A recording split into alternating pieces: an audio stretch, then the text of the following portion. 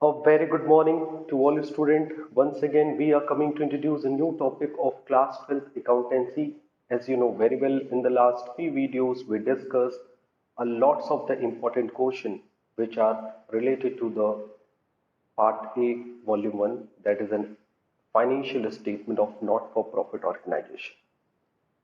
So now, in today's video, we discuss the practical problem related to the not-for-profit organization. Basically you know very well आपके revision test चल रहे हैं and after the completion of the revision test we will move to the pre board examination to.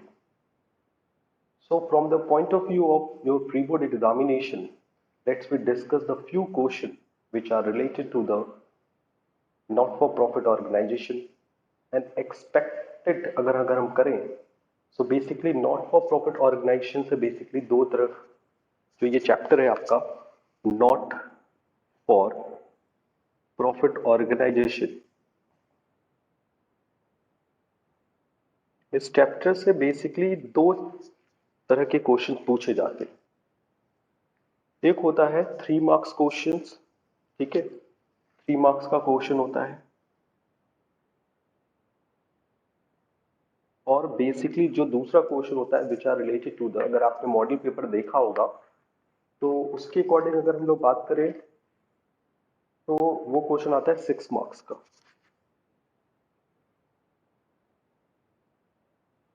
यानी NPO से basically दो तरह के question आते हैं, एक 3 मार्क्स और एक 8 मार्क्स, और उसके अलावा 1 मार्क्स, 2 मार्क्स या 3 मार्क्स का 1 मार्क्स क्वेश्चन आते हैं. तो इन सारे क्वेश्चंस को अगर हम पूरी तरह से अच्छे से देखें तो एनपीओ से बेसिकली 10 to 12 मार्क्स के क्वेश्चंस एग्जामिनेशन में आते हैं. बेसिकली हमें कोई भी एग्जाम की प्रिपरेशन करनी है तो वो स्ट्रेटेजी के अकॉर्डिंग करनी है. विदाउट स्ट्रेटेजी हम किसी भी एग्जामिनेशन की अगर प्रिपरेशन करते हैं तो वो ज़्यादा सक्सेसफुल नहीं होता है.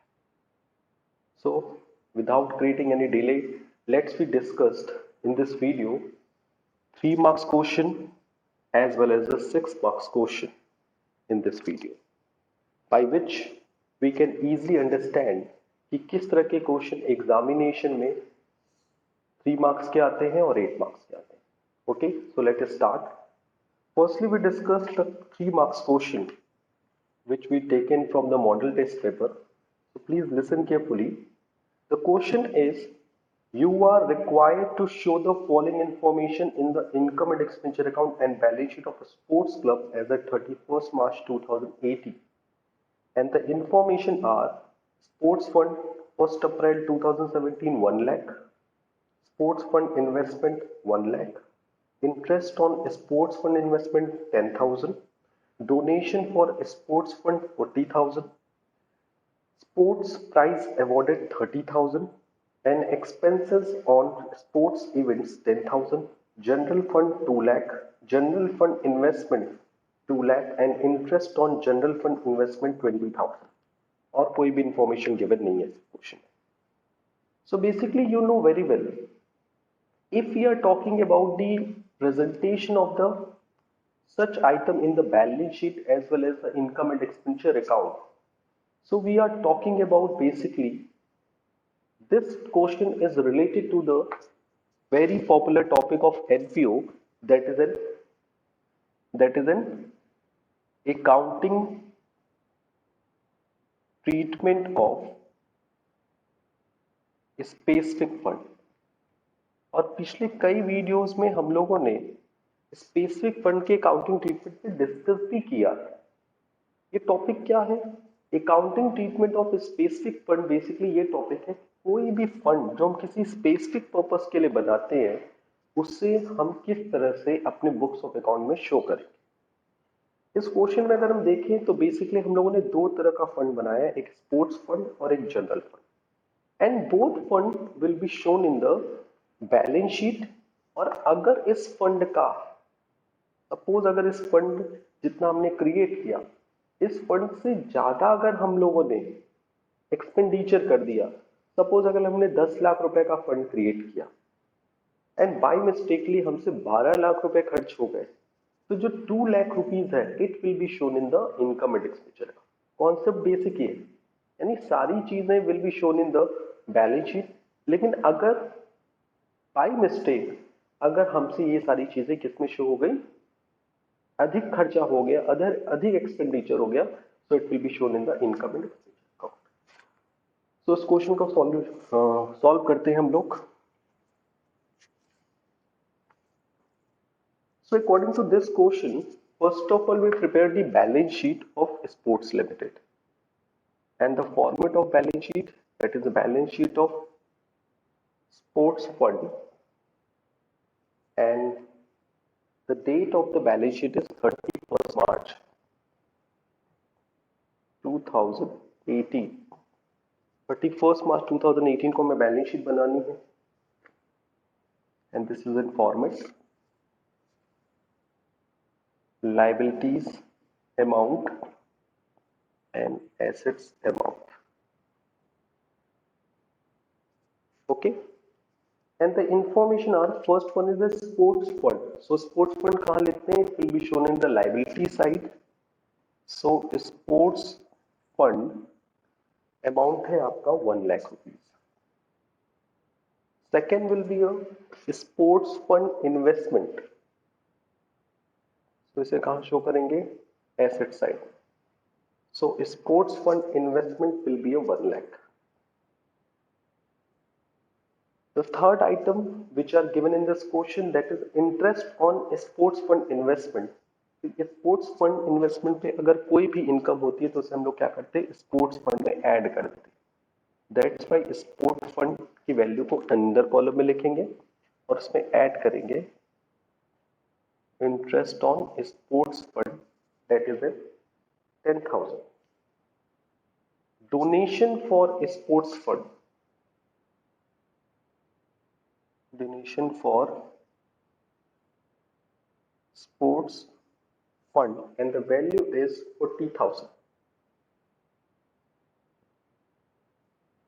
Next is sports prize awarded, इसे हम लोग क्या करेंगे, माइनस कर देंगे।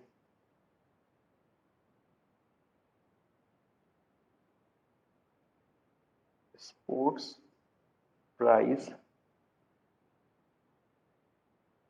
अवॉर्डेड, स्पोर्ट्स प्राइज अवॉर्डेड है 30,000। And next will be a expense on sports events 10,000, इसे भी इसमें से क्या कर देंगे, माइनस कर देंगे। Expense on sports events and the value is 10,000. So the net value will be shown in the liability side of the balance sheet. Okay.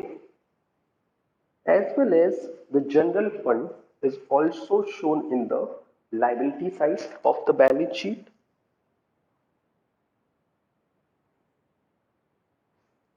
And general fund investment will be shown in the asset side.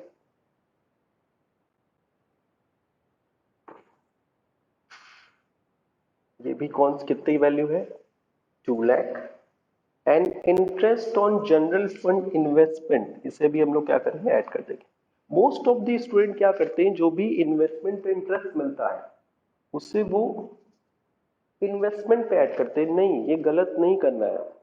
So interest on general fund investment जो भी होगा उसे हम लोग क्या करेंगे, fund में add करेंगे, इन्वेस्टमेंट में ऐड नहीं करेंगे। So interest on general fund investment will be a 20,000, add कर दो। तो ये आपकी बन गई balance sheet. And sports fund का वैल्यू आएगा 1 लाख 10,000, 150, 150 में से 40 गया तो 1 lakh 10,000 and 2 lakh 20,000। And asset side आप देख ही रहो कैसे सॉल्यूशन करना है इस तरह के क्वेश्चंस का। ओके, तो ये हो गया आपका question number 1, which are related to the adjustment of specific fund which are shown in the balance sheet as well as the income and expenditure account of the sports club. Basically आपके मन में ये doubt चल रहा होगा कि sir ये बताइए कि इसमें तो हमने इनकम एंड एक्सपेंडिचर अकाउंट बनाया ही नहीं, तो क्वेश्चन में इनकम एंड एक्सपेंडिचर अकाउंट इस सिचुएशन में तभी बनता है, इस कंडीशन में sports income and expenditure account तभी बनेगा जब, याद रखिएगा, जब फंड से ज्यादा आपका एक्सपेंडिचर हो जाए। यानी कि अगर आपने फंड बनाया 1 लाख रुपए का और एक्सपेंडिचर मिलाकर हो गया आपका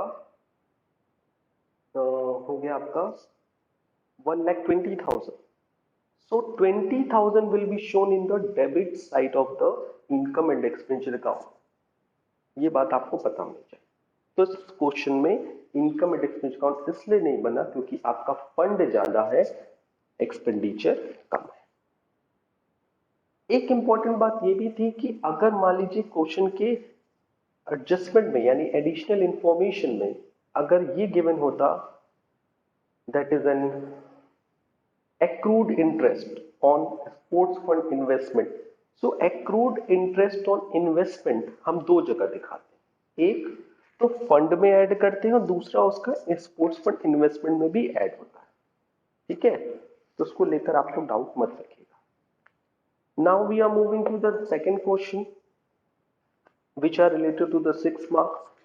इसलिए मैंने दोनों मार्क्स के क्वेश्चंस प्रिपेयर रखे हैं आज के लिए, क्योंकि इसके बाद हम लोग मूव करेंगे वॉल्यूम 1 के चैप्टर नंबर 2 अकाउंटेंसी के part A, that is an admission, that is an PL appropriation account पे हम लोग बात करेंगे, और interest on capital, interest on drawing कैसे कैलकुलेट करें उस पर हम लोग डिस्कस करें। ठीक है, तो प्लीज आप लोग डाउट मत रखिएगा। ठीक है, now we are moving to the next question which are related to the 8 marks 6 marks. और इस तरह के क्वेश्चन को सॉल्व करने के लिए we require lots of space, हमें ज्यादा स्पेस की जरूरत पड़ेगी। ठीक है, so according to this question, from the following receipts and payment account of Delhi charitable trust prepare income and expenditure account and balance sheet for the year ended 31 March 2018। यानी इस क्वेश्चन में आपको पहले बनाना है इनकम एंड एक्सपेंडिचर अकाउंट, किस year का बनाना है, और the year in date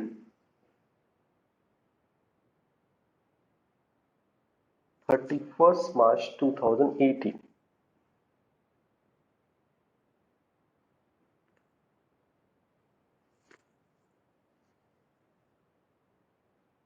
This is your income side and this is your expenditure side. And second one, you have to prepare the balance sheet. Balance sheet कब बनाना है आपको, ये भी आपको 31 मार्च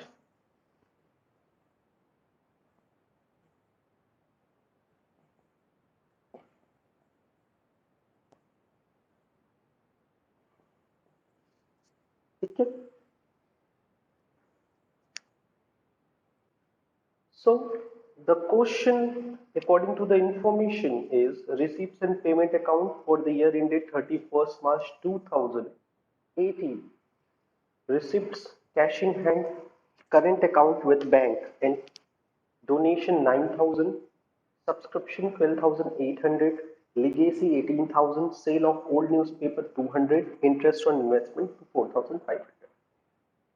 Question में additional information is very clear about it, and the advertisement, rent and taxes, salaries, printing, postage, advertisements, as well as general expenses, insurance, furniture, investment is given. It was decided to treat 1/3 of the amount received on account of the donation or income. Insurance premium was paid in advance as interest on investment 1,100 accrued was not received. Rent rupees 600, salary rupees 900 and advertisement expense 1,000 outstanding as on 31st March 2017. It means this figure is related to the beginning. So पहले हम लोग opening balance sheet बनाते हैं। ये balance sheet कैसी balance sheet है, opening balance sheet, यानी कि लास्ट ईयर की बैलेंस शीट है। लास्ट ईयर की बैलेंस शीट का मतलब क्या है कि जब हम क्लोजिंग बैलेंस शीट बनाएंगे at the end of the year की balance sheet, so we have a sufficient information about the balance at the beginning. जैसे कि इसमें सबसे पहला दिया हुआ है कैश इन हैंड, तो वो एसेट्स में लिखेंगे in the debit side of the receives and payment account, and current account with bank 12,600, and according to the opening balances the information is rent rupees 600, salary rupees 900, advertisement expense 1000, outstanding as on 1st March 31st March 2017, यानी opening का है सब कुछ. So outstanding rent 600, outstanding salary 900, and outstanding advertisement expense 1000. और पहले से हमारे पास कुछ भी नहीं था कि जिसे हम सेल करके पैसा कमा सकें, ऐसी कोई इंफॉर्मेशन गिवन नहीं है. सो अब हम लोग फाइंड आउट करेंगे. पहले हम लोग एसेट साइड ऐड करेंगे बिकॉज हमें क्लोजिंग बैलेंस शीट भी बनानी है. सो ओपनिंग बैलेंस शीट के लिए ज्यादा स्पेस की जरूरत नहीं होती है हमें.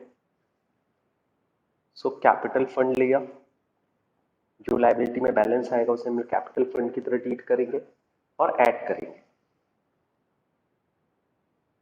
24,100, and in the debit side 15,1,500. So 24,100, 1,500 उसमें से डिडक्ट, सॉरी 2,500 डिडक्ट हो गया. So the value is 21,600 as an opening capital fund. तो उसको आप लोग नोट डाउन कर लीजिए कि कैपिटल फंड कितना है, that is in 21,600. And after the preparation of opening balance sheet, let's move to the preparation of the income and expenditure account. Income and expenditure account में first one is a donation. Donation is 9,000, and according to the information, it was decided to treat 1/3 of the amount received on account of the donation as income. यानी जो हमें donation मिला है उसका सिर्फ 1/3 income मानना है, बाकी सब आपकी स्पेसिफाइड में जाएगा. यानी वो सारी इंफॉर्मेशन कहाँ जाएगी, it will be written down the liability side of the closing balance sheet. So donation is 9,000. 9,000 का कितना कंसिडर करेंगे, only 1/3. So 3,000 donation will be write down in the credit side of the income and expenditure account. Second is the subscription. Subscription के बारे में क्या बोला हुआ है, 42,800, and कोई भी outstanding is not given in this question. Third, legacy. Legacy, you know very well, it is a liability, so shown in the liability side of the balance sheet. Sale of old newspaper. Sale of old newspaper, and amount will be a 200. Next, interest on investment. Interest on investment will be a 4,500, and according to the information that is in 1,100 accrued was not received. तो उसमें हम लोग क्या करेंगे, add कर देते हैं accrued interest on investment. Investment पे अभी accrued है हमारा 1,100, so this will be a 5,600. The next information, the first one is the advertisement. So advertisement will be written on the debit side of the income and expenditure. This is the debit side, and this will be a credit side. So advertisement according to this question will be a 4,500, and according to the question, outstanding at beginning is an advertisement is 1,000. So beginning के outstanding को क्या करते हैं, minus कर देते हैं, और and को क्या करते हैं, ऐड कर देते हैं. सो करंट ईयर का advertisement is 3,500. Next will be rent rates and taxes. Rent rates and taxes will be a 3,200, and salary 6,000. और उसमें भी बोला है outstanding at beginning that is an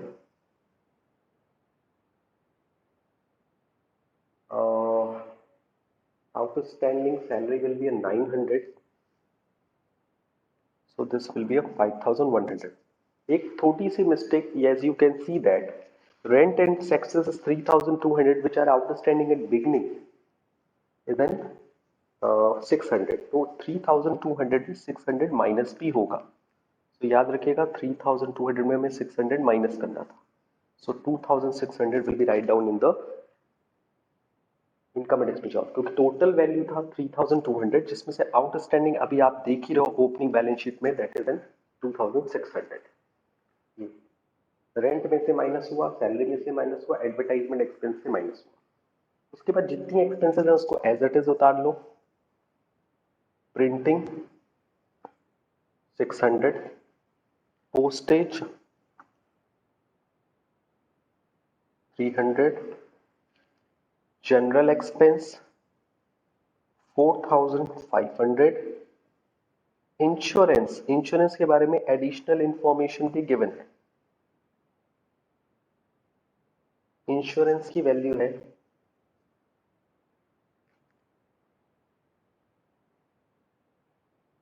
insurance के बारे में वैल्यू दी है 2000 और नीचे इंफॉर्मेशन दिया है वॉज पेड इन एडवांस, तो एडवांस को क्या करते हैं माइनस, कितना प्रीपेड है that is an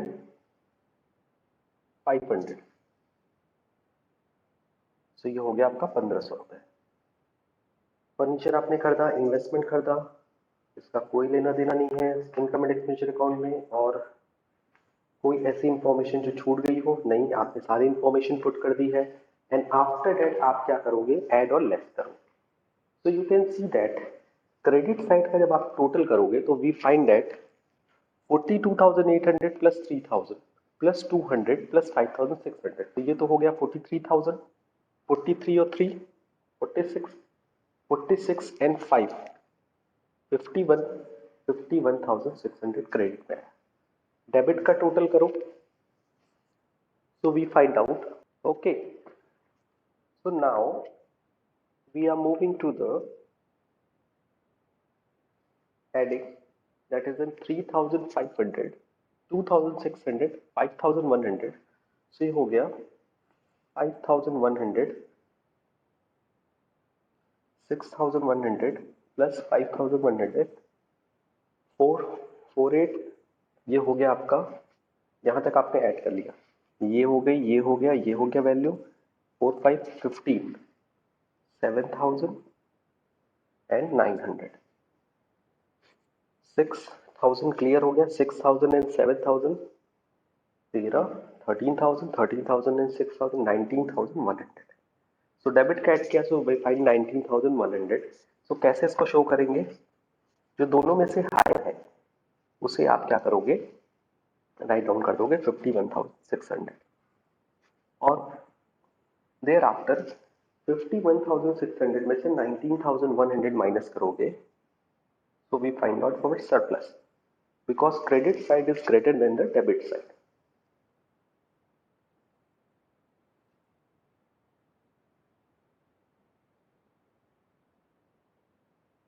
So your surplus will be a 32,500, and it is also known as an excess of income over expenditure. So this will be a solution of the income and expenditure one, और आपका surplus आ गया 32,500। Surplus find out करने के बाद हम लोग क्या करेंगे, we have to prepare the closing balance sheet. So in the closing balance sheet, the date is 31st March 2018. As you can see that the format is same, liabilities amount, liability assets amount.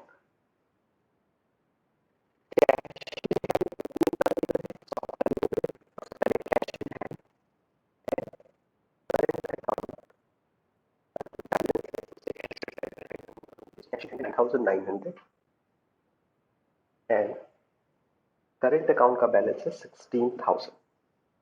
उसके बाद जो आपने furniture and investment purchase किया है, furniture and investment, उसे आप asset side में show करो। फर्नीचर की वैल्यू गिवन है 21,600 एंड इन्वेस्टमेंट की वैल्यू है 23,000। शो कर दिया।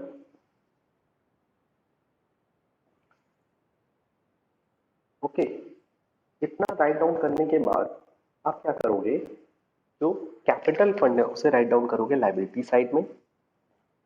Please watch all the activities done by me very carefully. Capital fund 21,600 और उसमें ऐड करोगे surplus. Surplus will be 32,500। So 1 4 54,100 is a closing capital fund after adding the surplus। और जितना भी आपने एडजस्टमेंट देखा है, जैसे आप डोनेशन की अगर बात करो तो डोनेशन का सिर्फ आपने कितना वहां शो किया है, 1/3।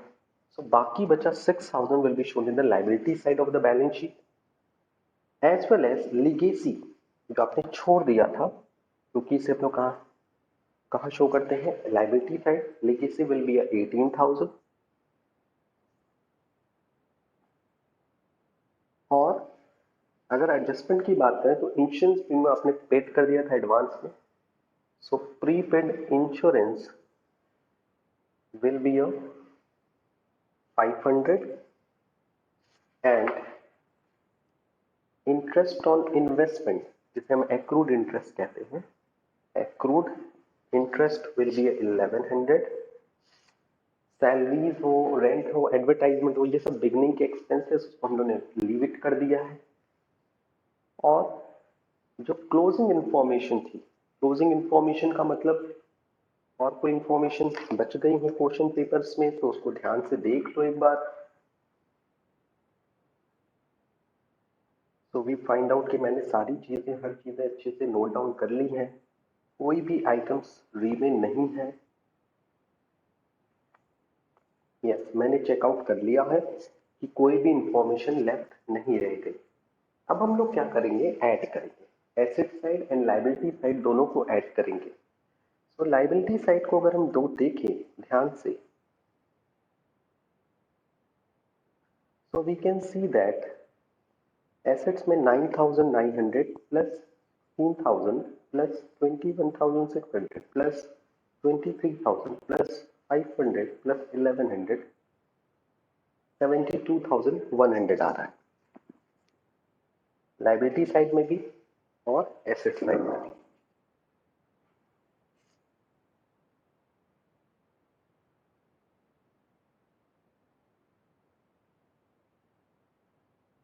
Okay, so this is the complete solution of this question, as you can see that। मुझे नहीं लगता किसी को किसी भी पॉइंट में कोई प्रॉब्लम होगी, क्योंकि अगर आप देखो तो क्वेश्चन में अगर आप ध्यान से देखो तो हम लोगों ने सारी इंफॉर्मेशन अच्छे से पुट डाउन कर ली है।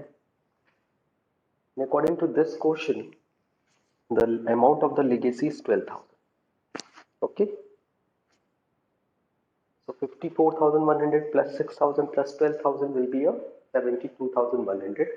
so asset side हम लोगों ने बहुत ही केयरफुली ऐड किया है और अभी फाइंड आउट की कोई मिस्टेक्स नहीं है इसमें। 9,900 plus 16,000 of current account, 21,600 furniture, 23,000 investment, prepaid 500, accrued interest 1,100। yes, minus 54,100 capital fund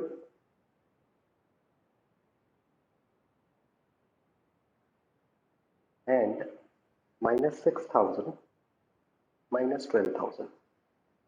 and if we are talking about the income and expenditure account, 3,000, 42,800 plus 200 plus 5,600 minus 3,500, 2,600, 5,100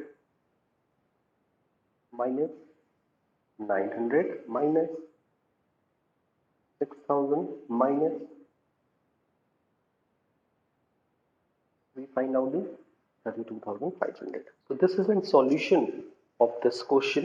and if we are talking about the marking scheme of this question, so we find out कि अगर ये question 6 marks में आएगा, so basically 6 marks में सिर्फ examination में income and expenditure account बनाने को आएगा और क्लोजिंग बैलेंस शीट बनाने के। ये जो पार्ट है ये आपका वर्किंग नोट का पार्ट है।